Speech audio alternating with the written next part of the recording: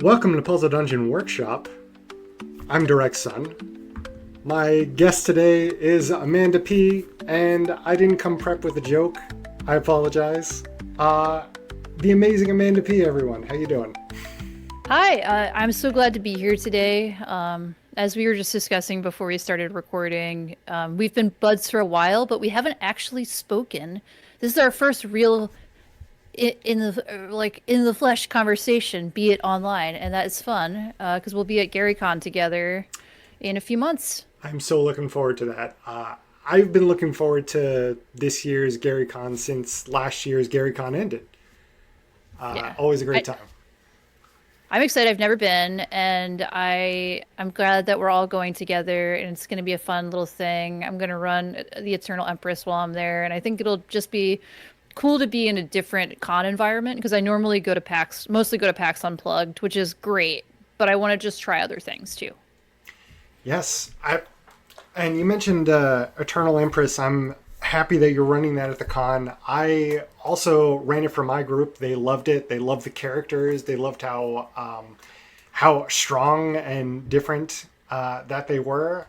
And that was actually, if I recall, the second place winner for the Appendix N Jam. So congratulations for that too. Thank you. Yeah, it was a fun challenge. I originally wasn't like I had signed up for the jam. Like I signed up for a lot of jams sometimes, and then the focus isn't always there to complete things. But when I got my title from the random title assignments that the wonderful folks who ran that did, I was the Eternal Empress. I was like, yes, okay, I It's know a what to good do one. with this. Yeah. So for folks who aren't familiar with me. I'm an adventure writer, most for like old school adventure games.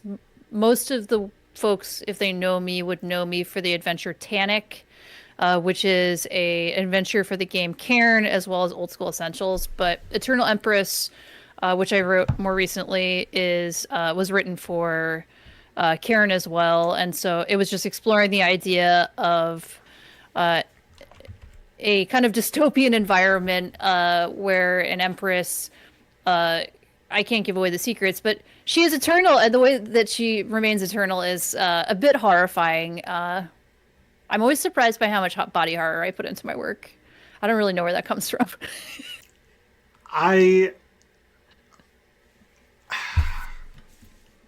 I don't like body horror in movies. Like, like Me the either.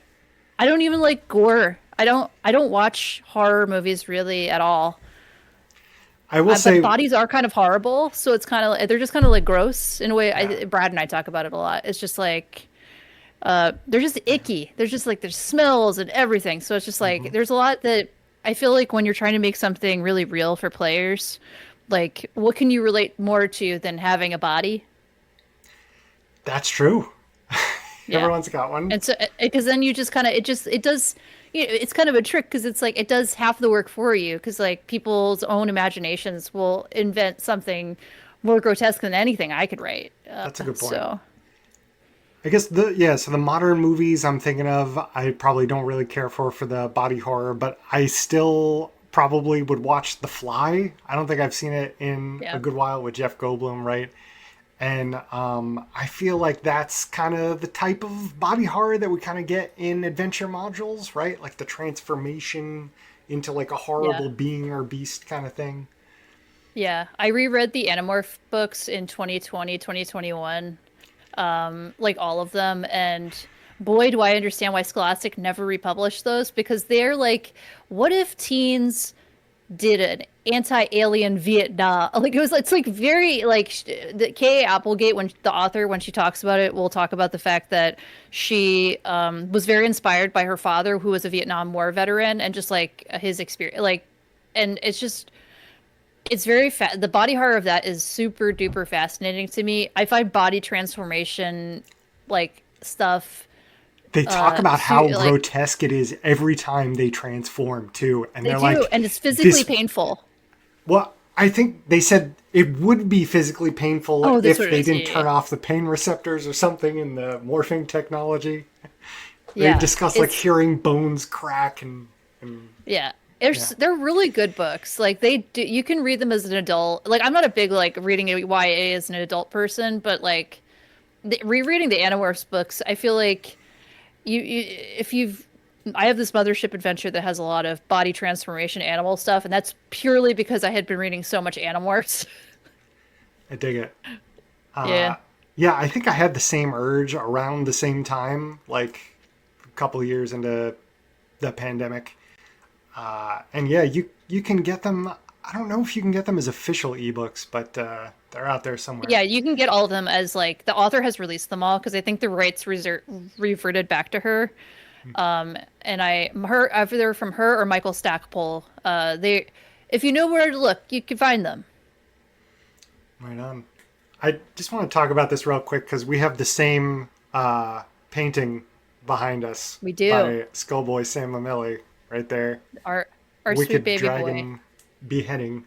Indeed. Yeah, I need more posters from Sam's work because I gotta redecorate. I gotta like put more stuff up in my like back bedroom office thing, and I think it would be it's slowly become a shrine for Sam, our Evangeline Gallagher, our I hope I've said her name right, but it's so there's so many talented artists doing art for adventures these days. Like I saw some skull fungus art recently that he did for Brad, and I just was like, or did with Brad Kerr, and it's just we're so lucky.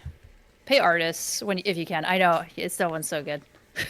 I know. I got the pamphlets that they've been working on together, Brad and Skull Fungus, and I've run two out of the three that they've done so far, and it's been fantastic. I like the format of I have the pamphlet and the one page, and there's a lot of juice over Yeah. there. Yeah, there's a lot of juice in a small package. It's impressive. I haven't I've tried to write a pamphlet a couple times, and every time it's turned into a 28 to 38 page scene. But I think I can do it. Eternal Empress, I did it. It's literally cover. It's like like covers. It's a one page dungeon basically, but it's two sided, Yeah, and you really could run it, have it without the cover.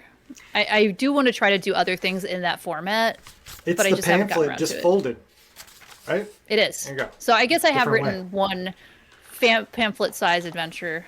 I would like to do more because I think when I look at the stuff, the work that like Nature May does, I just find it so inspiring to be that succinct and focused, and just like embrace like one like big kooky idea. Yeah. I still haven't looked at any Nature Maze stuff. They did Dogtooth Valley, right? I've been a player Hmm. in Yes. a bunch of games from Dogtooth Valley, which were fun. I love Dogtooth Valley. It's so good.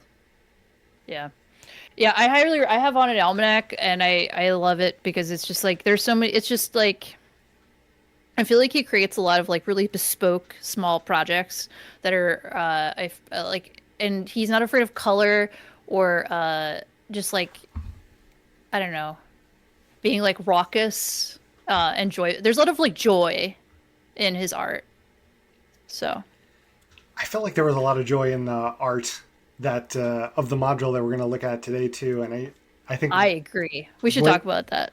All right, let's talk about before we move on. Is there anything else you want to chat about? We haven't chatted about your blog, which is Weird Wonder, which you post about all kinds of stuff, OSR and otherwise. Do you want to Star chat Trek. about it first? Yeah, Star Trek. Yeah, I guess what I'd say is I'm kind of in between things at the moment. I published an adventure called Orestruck in the winter with Space Penguin Inc. And that was a continuation of like this like loose setting that I've created called like the Tannic Forest or Tales, and so I call it like Tales of the Tannic Woods. And I've been slowly making adventures within that setting. I'm working on Castle Town and Castle adventure right now for that next, but that's going to be for a while from now.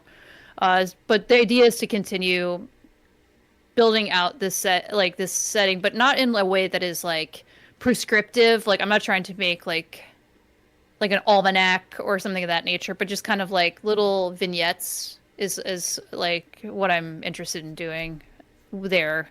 Though I'm also working on a cult adventure at the moment that's not in that setting. There's a lot of writing happening at the moment. Okay, Not as much as I'd like though. But yeah, if you want to look at my stuff, it's a weirdwonder.net. cool. Thank you. Is there anything you want to tell us that you are especially proud of? I know all these things that you have over here. I'm sure it's hard to choose any of them. I'm not going to ask you what the thing you're most proud of or what you liked working on the best. What are you thinking of right now when I say something that you like that you worked on?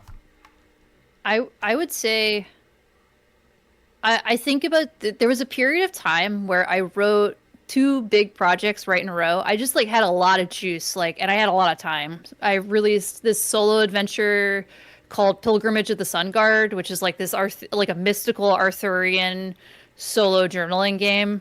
And right after Tanic came out, I want to say sometime after that.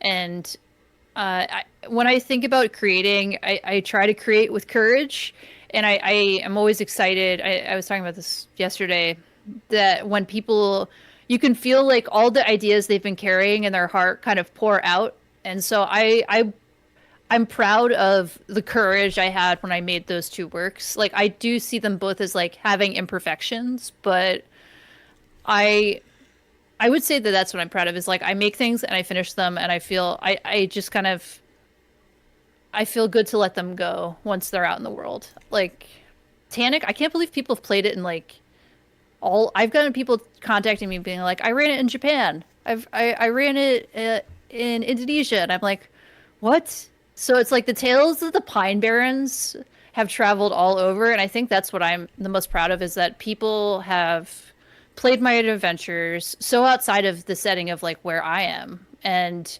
found something that they can connect to.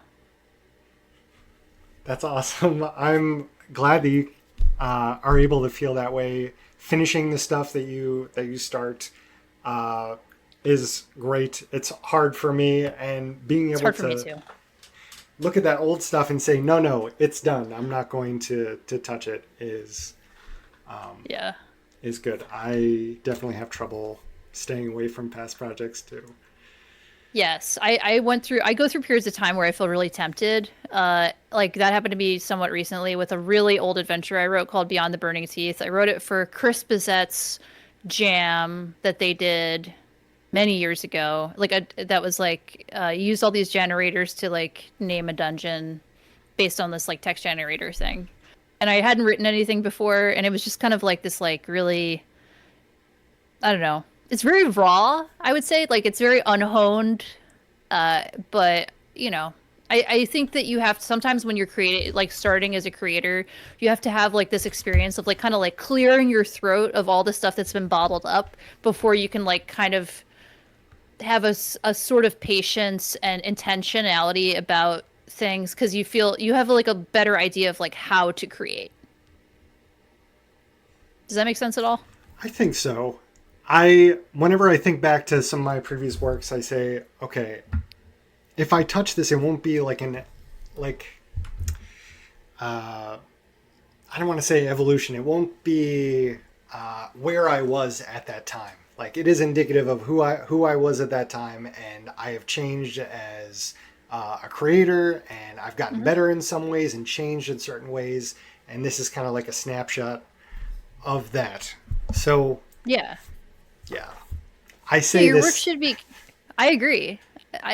You say this. Are you re? Oh yeah, you have. Are you I did. reopening some work? By the time this video comes out, it may have been published, but the Seer Sanctum, the old version should be there, but the new version should be available to people who had previously had it. And I got the art from Monk Cow, which is beautiful and it's laid out. And yes, I did indulge myself to go back to there. I wanted to reform it. I wanted to make it easier. And yes, I caved. I mean, I'm probably gonna eventually collect all the Tanic adventures, of which there are three right now, into a book event someday. Like, but I want it to be right, and I want, and at that time I will then have to fix the fact that there is a frog, or like a frog, I think, or a crab spider or something like that, that's in Tannic, that is not in the adventure, but it's in the bestiary. Because it originally was, Yeah. and then I had cut that monster, but then I didn't cut that monster. So what you're gonna do? You're gonna put the monster back in the adventure. Or you're gonna take them I'm out of probably going to this remove tier? it from the stat block. Yes. That's the thing, is like everybody, like any work is gonna have stuff. Yeah.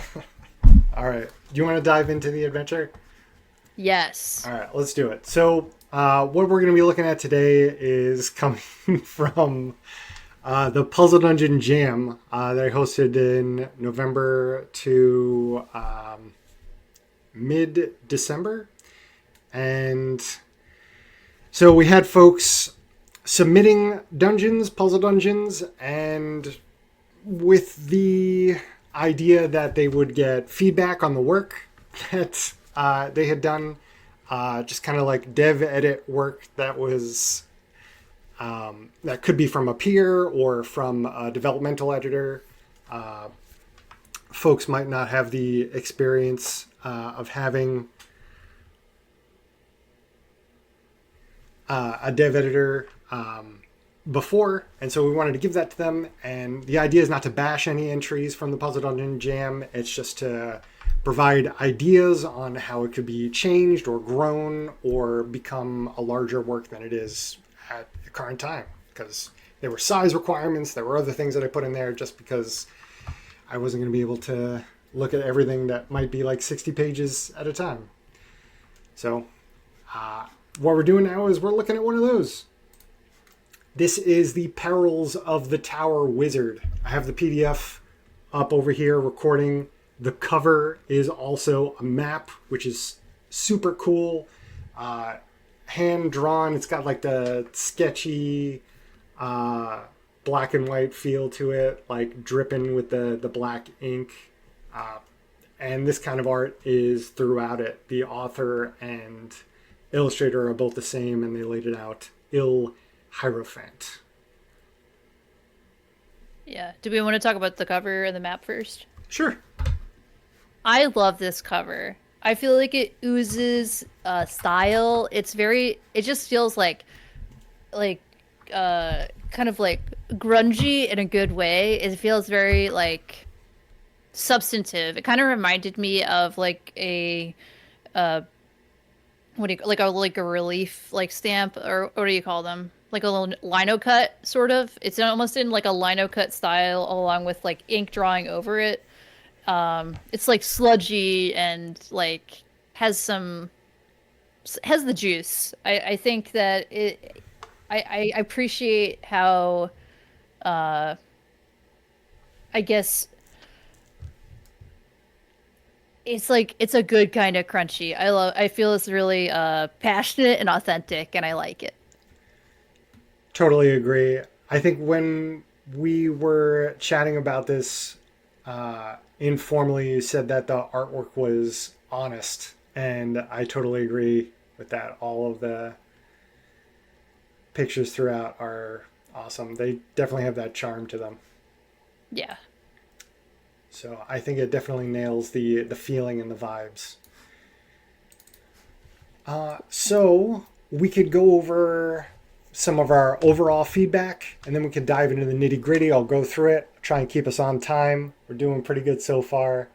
I have a habit of going over time, and I'm not worried I have about a it. clock in front of Let's me. let's do it. All All right. right. So I It think might help to give a background of like what it is, but you might be doing that. Sorry. let's start with the background. You're right, and feel free to jump in and help me out too, because I forget stuff all the time.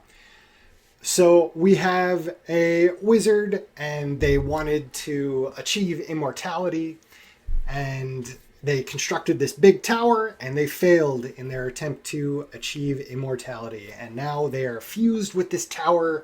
Their giant leering face is staring down at anyone else down at the ground level, and they berate anyone coming by. They insult them, and they are part of the tower. The background says that they are making new rooms and modifying the tower, and they and the tower are one thing.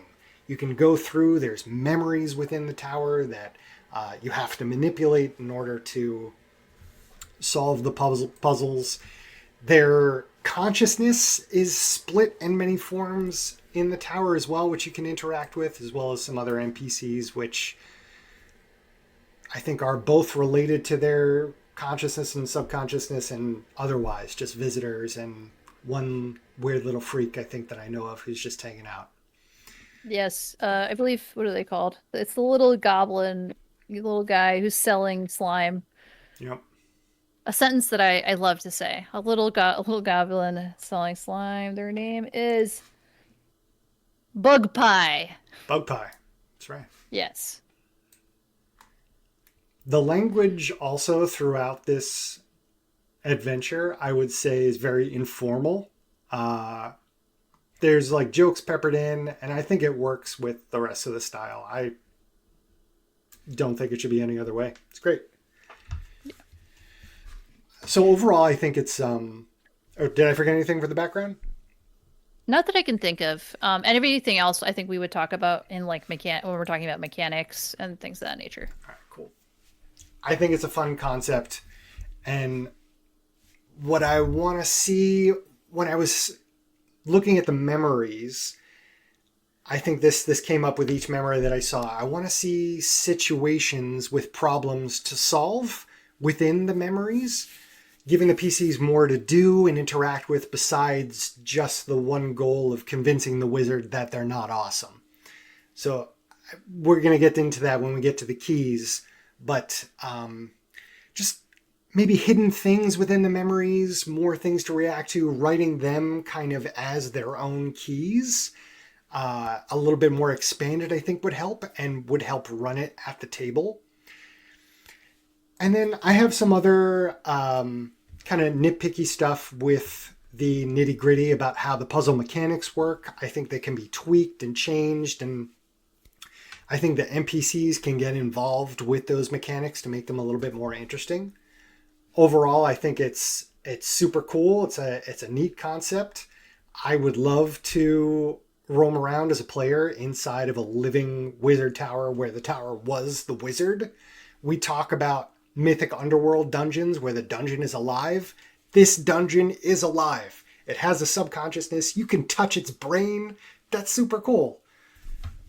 Yeah, what do you think? So, not to be like, but I wrote a thing a while ago called People-Centered Adventure Design. And so when you assigned this adventure to me for us to talk about together, and I was like, this is extremely people-centered adventure design because the dungeon is a person. And so I would say that things I really enjoyed are things that lean into that. I think that Odo as a petty, malicious, uh, lying to himself kind of evil wizard is a really strong concept. It's like you are roaming through like a loser Ebenezer Scrooge kind of man. And so but an evil like lich becoming wizard fellow as well. And so I feel the number one thing that I felt was like I would love to lean into I think putting the memories in paintings is interesting. I think the idea of convincing someone of a truth or a lie is interesting, but I think that perhaps the slime mechanics are too complex for the size of the dungeon. So something that I thought could be, and to be clear, Ill Hierophant, this is cool. This is a very cool idea. I would think about if you've played the games Persona 3 or 4 or any of the Persona games, there's stuff in them about the idea of like people like Jungian philosophy and mind palaces where it's like you'll be in a dungeon that is kind of an embodiment of a person's deepest secrets or their psychology. And so I saw a lot of like linkage between this and those games. And so I was wondering if you need all of those slime colors or if the slime functions as if there's the truth and then the subjective truth. Is there a way mechanically to reveal the truth or create a new truth through a more simplified slime process. Something I was thinking about was like, do you need paintings, or can, since it's his brain, if he is the tower, can't what's in the paintings just be the rooms? Because I felt like that would might make it, and can his memories be wandering and interacting with one another? Because I think that would add a lot of kinetic energy to this, Yeah. and That's also a make it more perilous. that's a neat idea, right? Like if you think you might want to convince an NPC or the wizard or something of something, maybe you could grab an NPC that they trust from another memory and put them in another room, right? That's Yeah, awesome. yeah. Something. What else did I write? duh, duh, duh, duh, duh. I felt like some aspects of the dungeon are too subtle, and I think something that Chris reviewed a dungeon like a puzzle for me recently, and the number one note Chris gave me was, you need to make things more obvious than you think. And I would say that finding ways to share, like with the way it's currently situated with the slime, it's really hard to learn how to use the slime. I think because you kind of have to provide that information in a few ways for players to pick up on it. Uh, other and I felt like I wasn't quite sure how you could manipulate the memories, but I love the idea of a bunch of like shadow dark adventurers, like complete maniacs going in and trying to solve and depict like manipulate the memories of this like very evil man. Um, I think there's a lot, but there's a lot of juice here. Truth, lies, manipulating memories, interacting with the present and the past in a way that is muddled and disjointed. I think you can do a lot. There's like a lot of like, it's like you've done a mise en place of like a lot of interesting stuff that I think that you can do. I think with some refinement or just like figuring out what is most important to you, I think you can do so much here. Right on. Well said. I definitely agree with a lot of that. And I have notes on some of the individual items on the pages, I think, with the, talking about the slime and things. Ready to get into it? Yes. All right, let's do it. The nitty gritty. I have the first spread over here. Oh no. Okay, I just realized that the pages don't have any page numbers. Put some page numbers on here. Yes, please. So we're on the first spread. And we got the background over here, the Perils of the Tower Wizard. In the background itself, it says that he now exists as an evil genius Loki? Is that? Yes, evil genius Loki, altering his new tower body in terribly tangible ways. But I'm not sure what those ways are. A lot of the rooms seem very plain. There's the brain room, which is really fun. There are some fun rooms, but I wanted some really weird rooms here. My son is super into the Magic School Bus books, and they go some weird places. They go inside the human body, and from the brain, maybe there's a giant nervous system with like skeletal structure attached to it that they could slide on or climb up like they do in the Magic School Bus books. Yeah. The number one thing I was thinking that felt a little unclear to me is like the fun of having a tower is the verticality and the opportunities to do what is it called when you do a thing out of order in like a Zelda dungeon? You sequence break. That's what it's called. So I think that the fact that he will shake everybody off the tower all the time without, I think you should find a way make a.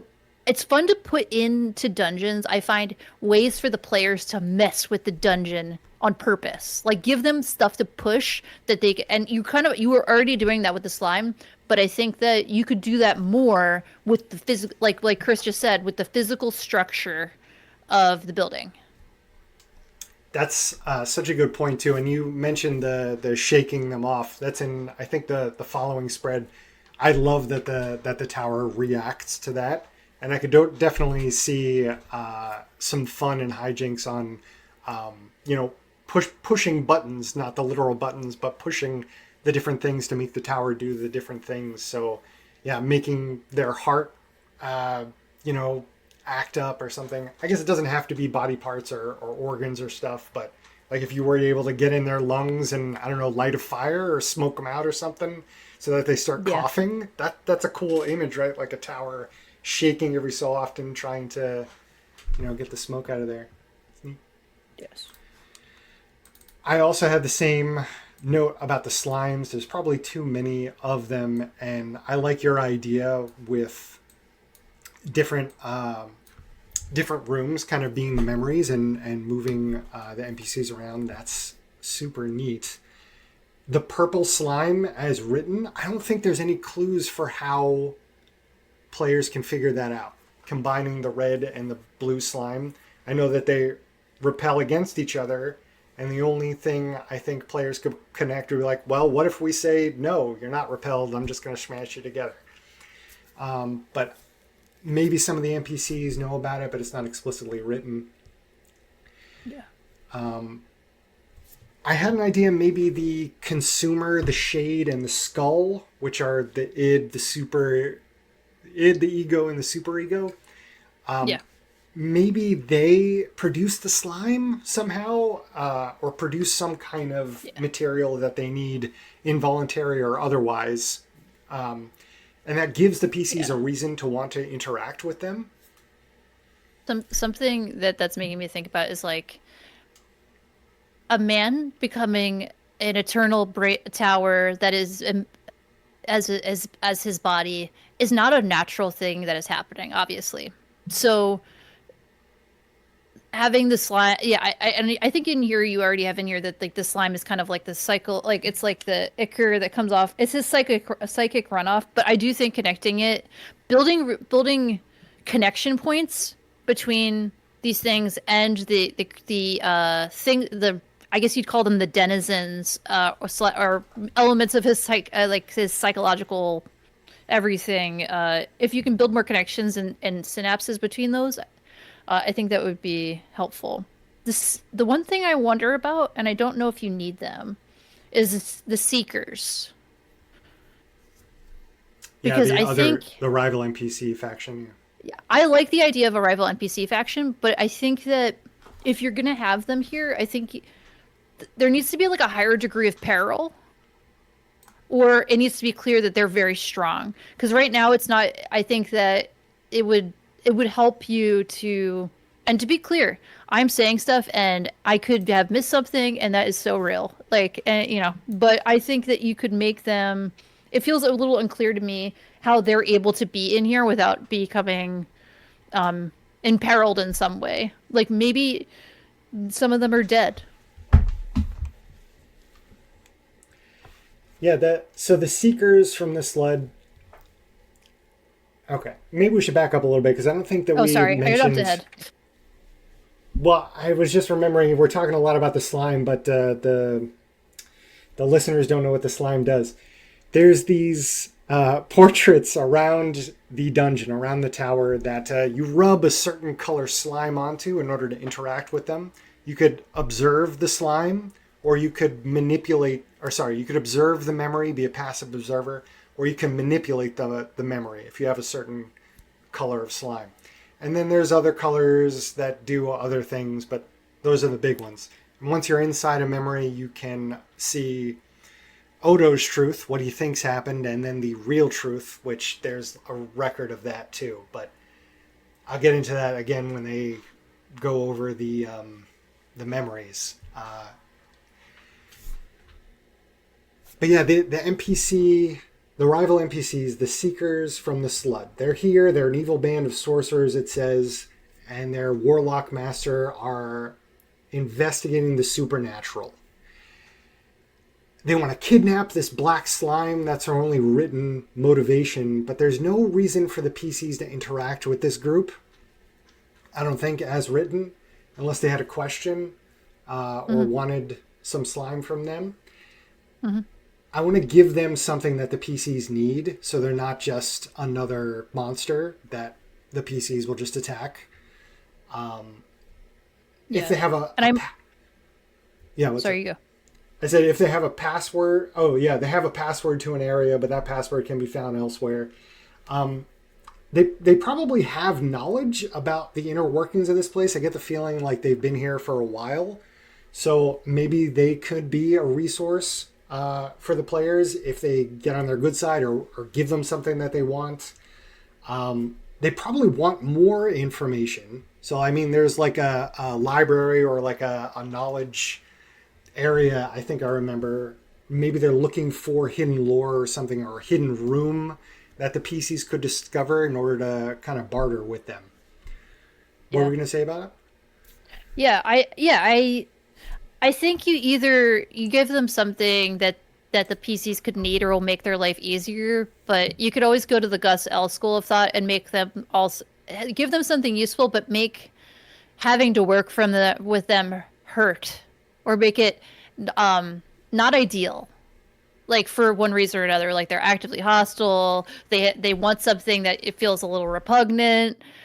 You know, that helps, I find, to just like generally if because they seem aloof and hostile based on the writing, and I think you can lead into like what they might do.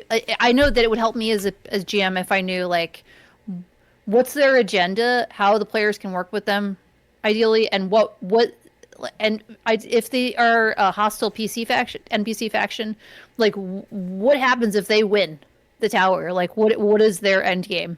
Like what will kidnapping the black slime do? And you may have that, but it might help to have it in a like a faction block.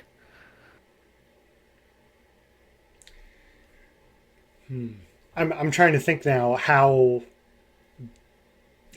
I mean, how that would hurt if they do win.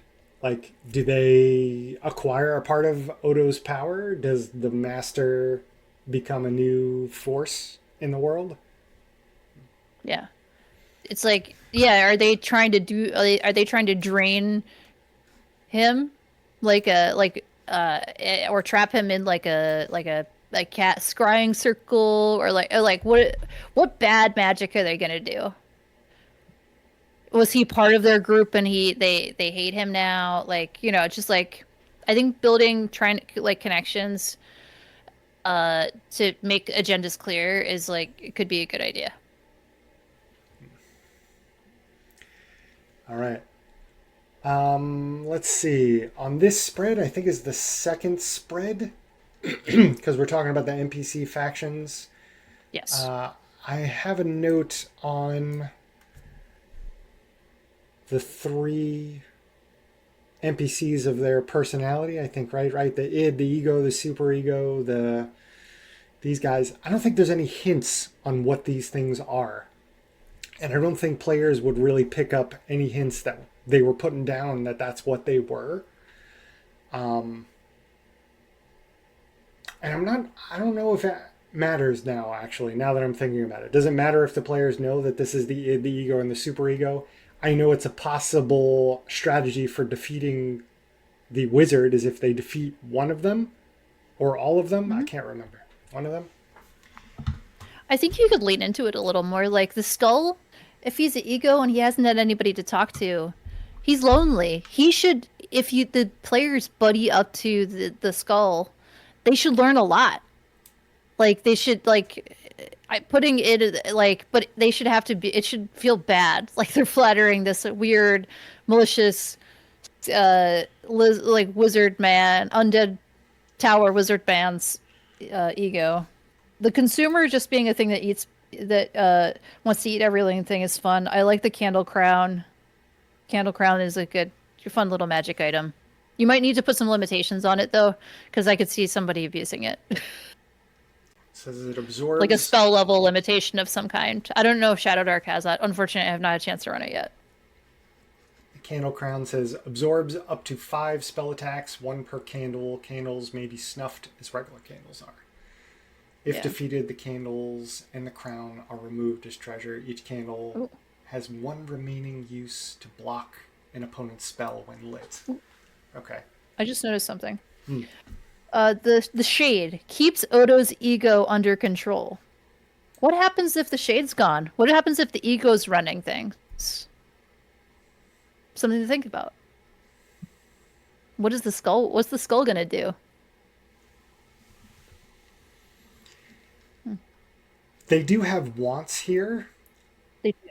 but I don't think I saw anything that the players would want to kind of latch onto, anything that they're really concerned with. So yeah, tying Yeah. it into their goal or finding the treasure or Yeah. something Yeah. would help. And again, if it's a hostile wizard, I would think about the skull probably wants something bad. Like, what bad thing does this evil wizard's ego want? Right. I'm ready to go to the spread that also has the random encounters. Do you have anything else before that? No, that's it. Yeah. So the random encounters, one thing I noticed off the bat was number 2. The walls contract rapidly, sprint to an exit, or be crushed. Room passageway resets itself in 3 crawling rounds. Is this just a random encounter for a deck save? It might be. That's what it I looks like stuff like this. I have a random encounter in an adventure where it's like a cave room that's not really a cave. It's a mimic. It pretends to be a cave room. So I think stuff like this can be fun. But it has to be a dex. But does Shadow Dark have dex saves? I don't know. I don't know Actually, either. But that's a lot but of damage. this 6d10. That's going to kill any yeah, adventure that's in here. oh yeah, that's an extremely deadly random encounter. It just says sprint to the exit or be crushed. So if I had to roll on something, I would give them a save at least. Or is every time they're just going to be like, okay, we run to the exit? I just don't know how to play this. I don't know how I would run this. I mean, if you have one of those poles, the pole that just gets really, I always forget what it's called. It's like impervious or something. It's one of those old school The items. immovable rod? Yeah, Maybe? Yeah. immovable rod. Like an immovable rod could save you there. But maybe that's something to think about is like, can you put things in the dungeon that give the PCs a fighting chance with some of these random encounters? It's true. Or I would want to like be able to drop a hint. This seems like more, as you were saying, like a key entry rather than a random encounter. It Yeah. seems, yeah, or at least put some hints. Like every so often, you see like rooms start to like close in very rapidly and quickly. So like a hint, like okay, we should be like standing at exits to kind of reward that observation that players have. Yeah. Yeah, or make evidence, leave behind skeletons that have been crushed, or just like, or like a piece of furniture that's somehow like imagine like a stuffed chair that has just been like flattened, like a trash compactor. If you have those like lying around in various places, that would be a good warning. Keep adjusting my blinds. This is the rare occasion that in Seattle we Yeah, have abundant sun. I know our sun is gone now, but that's just the time zone difference. Um, the snake, the consumer, the black slime. Something to think about. I assume, based on the way that these encounters are written with the monsters or the denizens, that you would do a reaction roll. Like that seems like it's presupposed. And if you then build in for these folks in their block what they want and it makes it like how hostile they might be, I think then you can get away with having more sparse random encounters.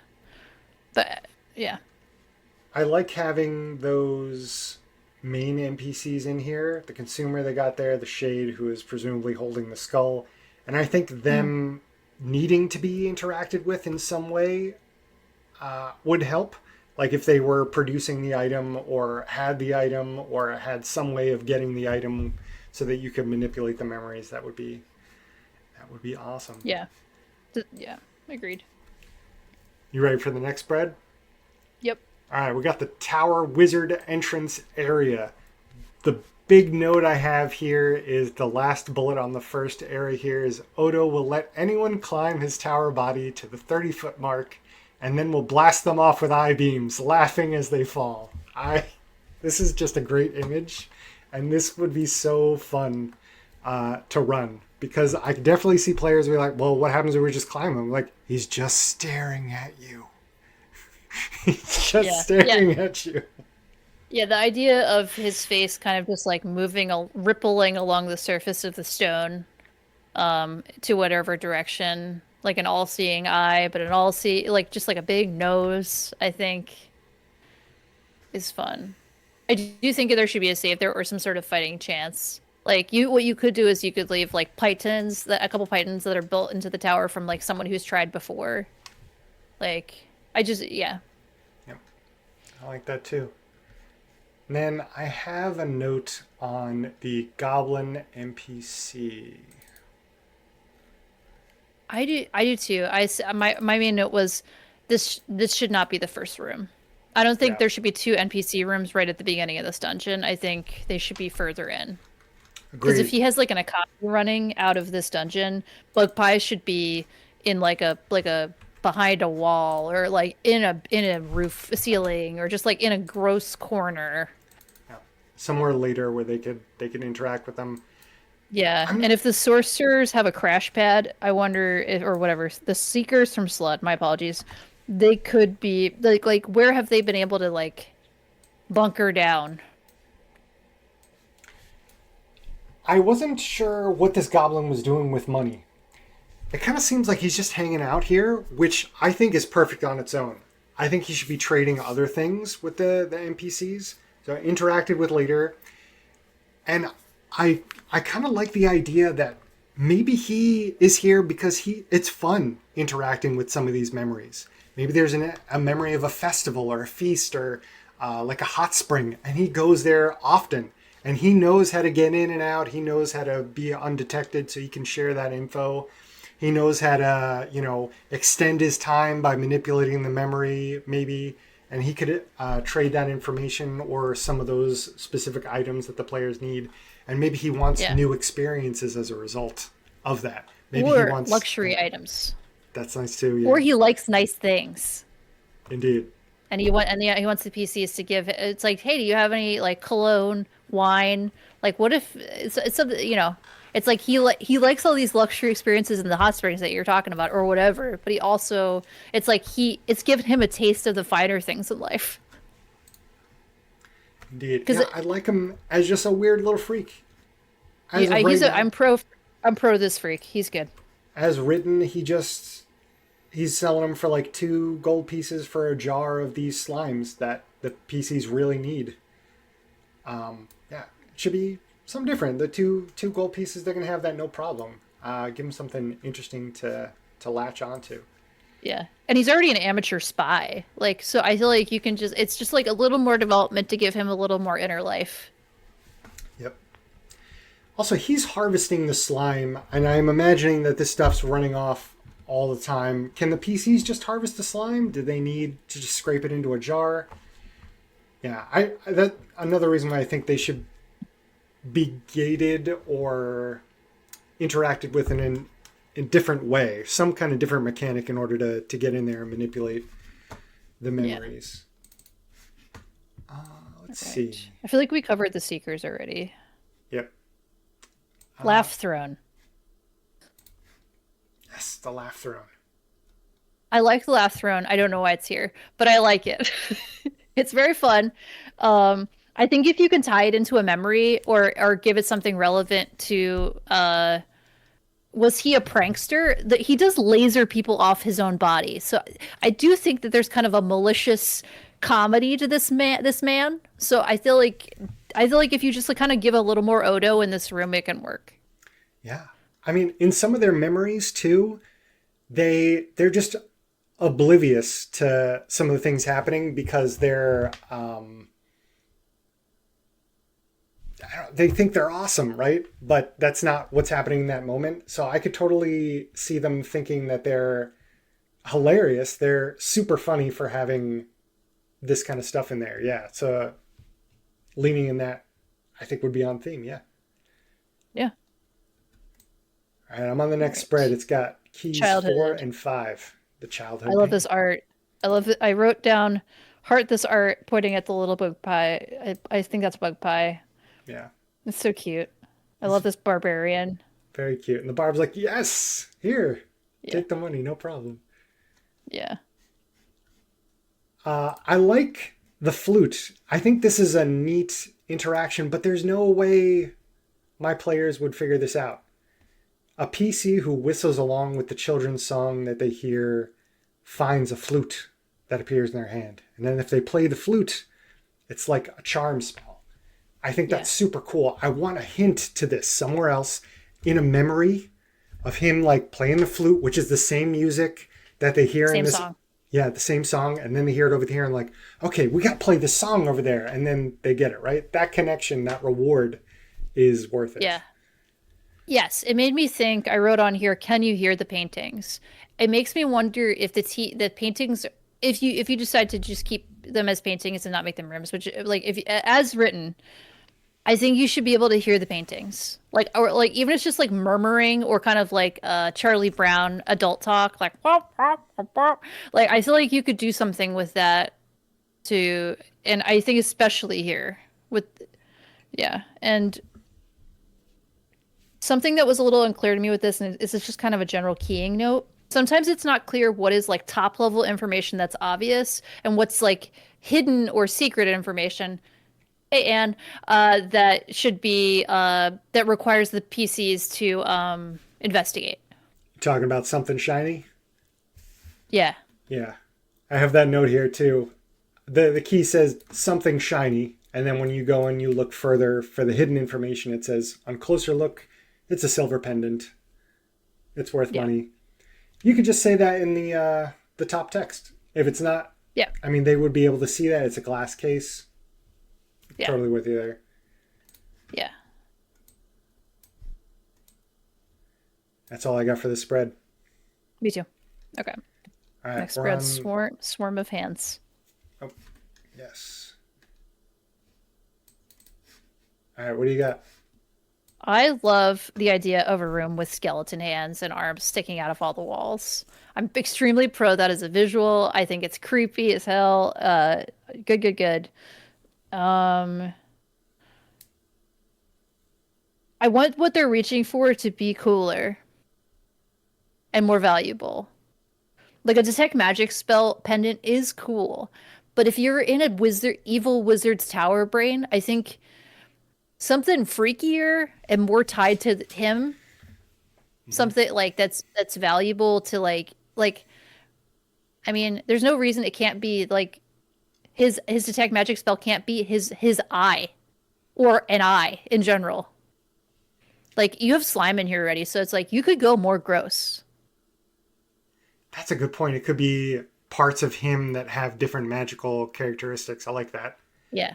You know, I told you this already. I really love that skull in the final chamber, the final treasure Yes. room. I would love that here also. It's a charred skull, and if it's put in fire, it can talk. And I think So cool. that's a great hint. It's a great type of item to get players experimenting. Like, why is this burned? And you can also speak with dead with it. That's perfect. That sounds like Yeah. something extremely fitting of a room with skeleton arms coming out as well. Yeah, yeah. I always encourage it's like sometimes you got to give them a little carrot at the beginning, that kind of teaches them the logic of the place that they're in. And I think that part of what you're doing right now is having Bug Pie do that. But I think you could do that with a mix of if you put Bug Pie later, you can do it with a mix of like environmental storytelling and Bug Pie. But he's a very friendly NPC, so it might not make sense to give him first. But the Swarm of Hands is awesome.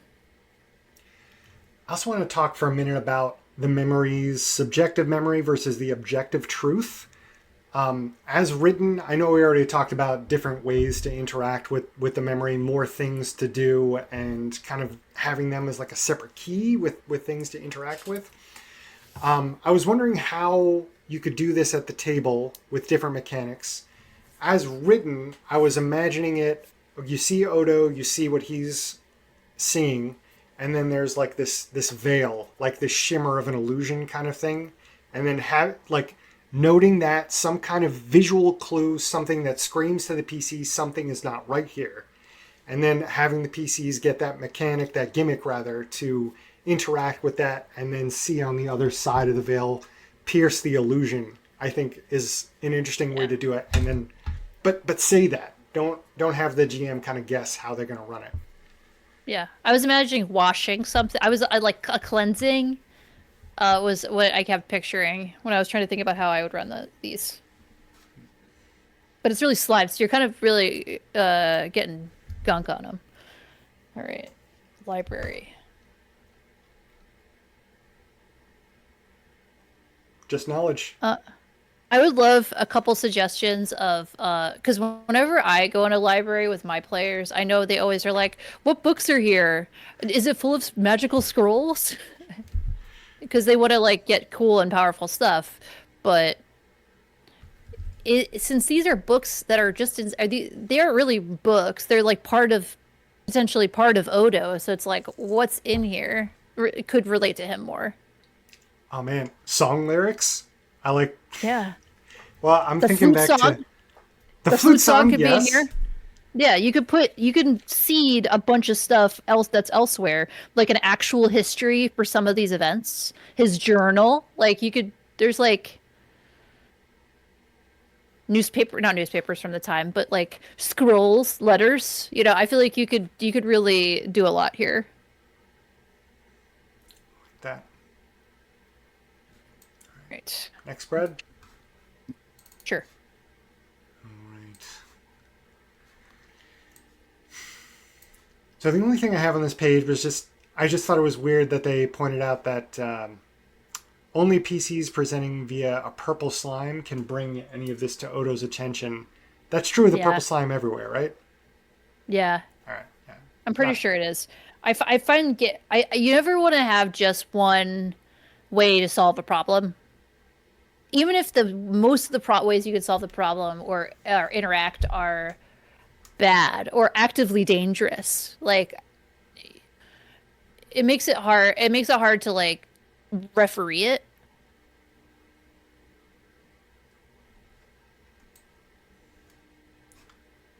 All right. You have anything else for That's all the I got. spread? All right.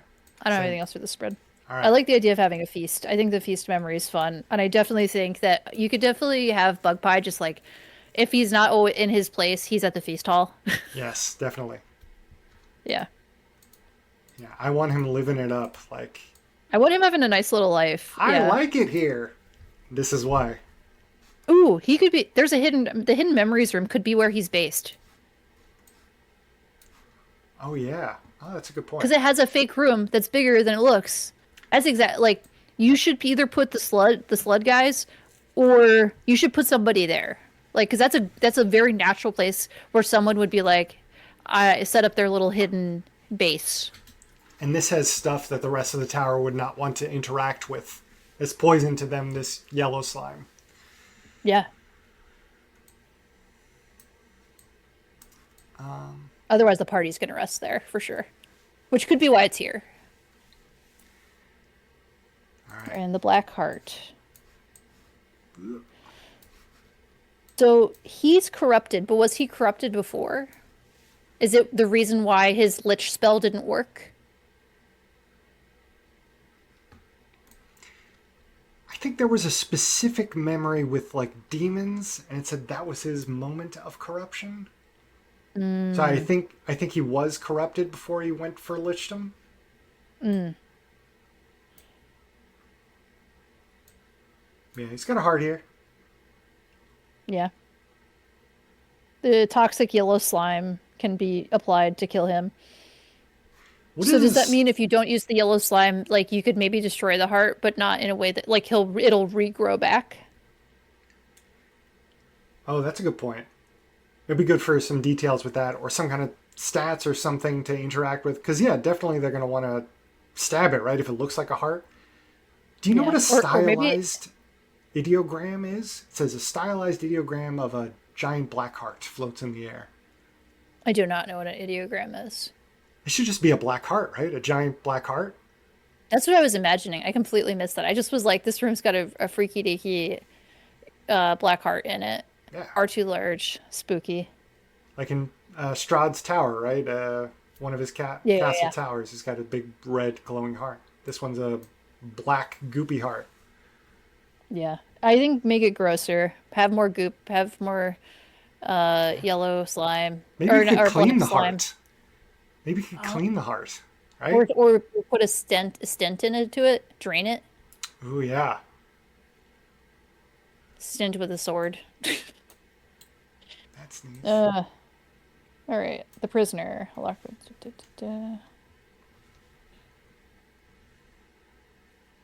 Who locked him up? I assumed it was Yeah. some part of Odo's consciousness, right? Like he didn't want to deal with this goblin. But I mean, it's a goblin that ate some black slime, right, or something. Yeah, yeah, yeah. Hmm. If you have the wall smashing, he could be in an oubliette that's created by his body or his brain, you know. That's fun. Yeah. I don't know. All right. Do you want to do the brain chamber? Yeah, let's do it. All right. So the brain chamber. We have a really cool piece of art here with the consumer floating with its flame crown of candles at the bottom on page that's room 14, but all right. So, Yep. all right. I was looking for stats for this brain Yes. because the Are players there are. not stats in the monster area? Or No, might not be. I don't think Let's so. see. Seekers, black slime, consumer. Yes, the brain needs stats. Um, unless it's something you can't kill by fighting, and then you do not need stats. Gotta say that though. Yes. It'd be neat if you could manipulate like Odo's thoughts also by like pressing different areas or electrifying certain parts of the brain. I could definitely imagine, I don't know, some shenanigans that way too. Like, let's block off their cerebral cortex or something so they can't sense us in the dungeon Yeah. right now. Yeah. Or if you can block, like, yeah, if you can like reflect the lightning back, or yeah. So but it sounds like a lot of this is around. It seems like maybe it's too. If you want to do this in a way that is, it seems like this is supposed to be mostly a social encounter. If you can get the brain to want to talk to you, does it talk telepathically, or does the tower like tremble with Odo's voice? Yeah, it says that he's conscious here, so it's probably trembling with his voice, yeah. It says if they confront Odo with objective truths or try and cause doubt or whatever, they need really clever plans, but I don't know what the consequence of failing this plan is. I guess it just zaps them again. It could zap them with Potentially. electricity again. Yes.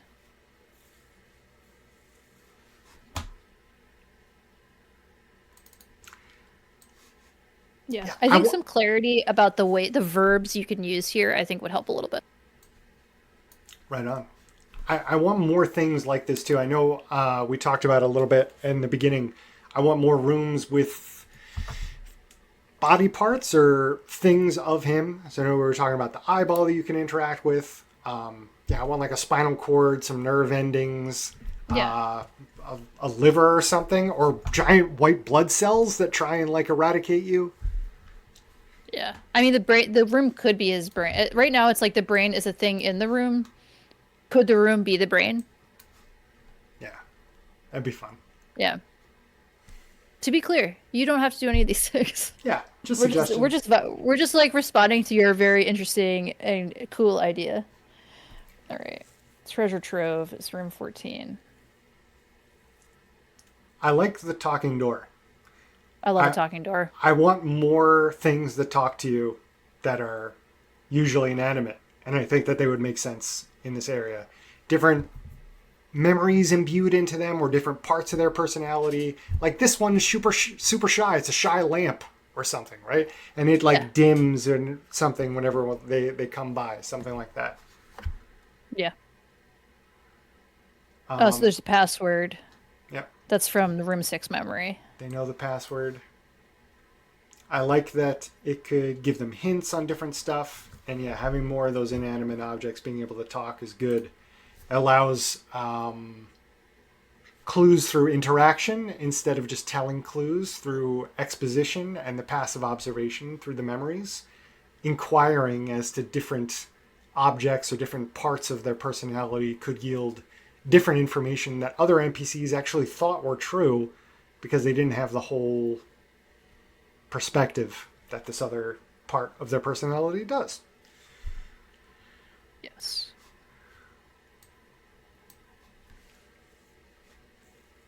Yeah. The treasure. I love the charred skull. It's badass. Charred Skull's good. I think that leaning into a treasure that feels connected to Odo materially or psychologically makes sense.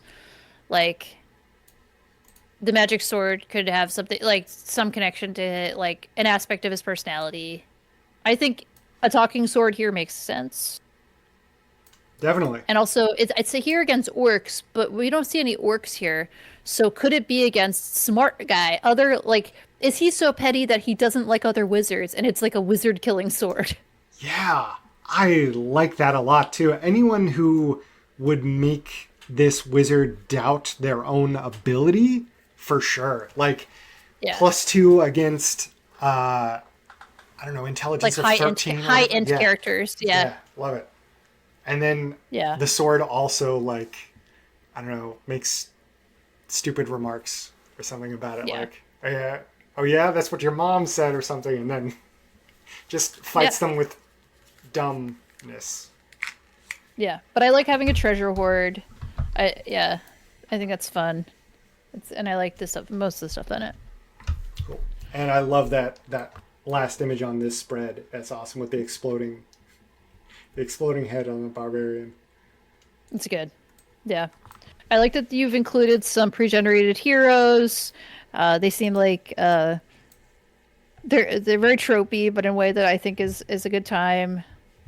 Um, the idea of being wise sometimes is very good. Yeah.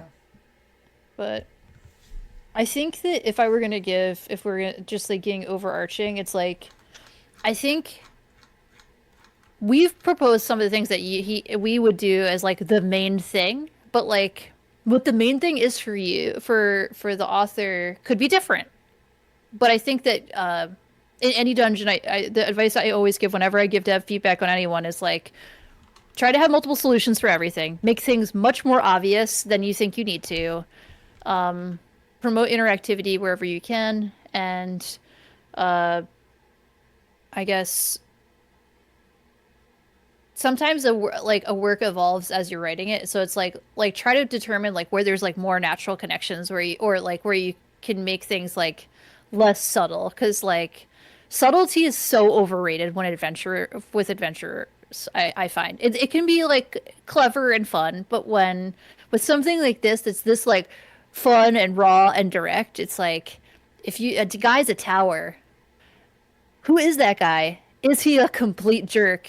And how can his repugnant personality be present in every room, in every object? Like to reflect like this guy. Right on. I agree with everything that you said there. That is perfect. I honestly couldn't say it better myself. That is a great sum up there. Uh, I would simplify. Also, I think the slime too many slimes. I think would confuse a lot of players. Um, I like your suggestion also on seeing what ties together and expanding. I like interacting with the NPCs, giving them reasons to interact with them, and talk with them and find out more and work with them.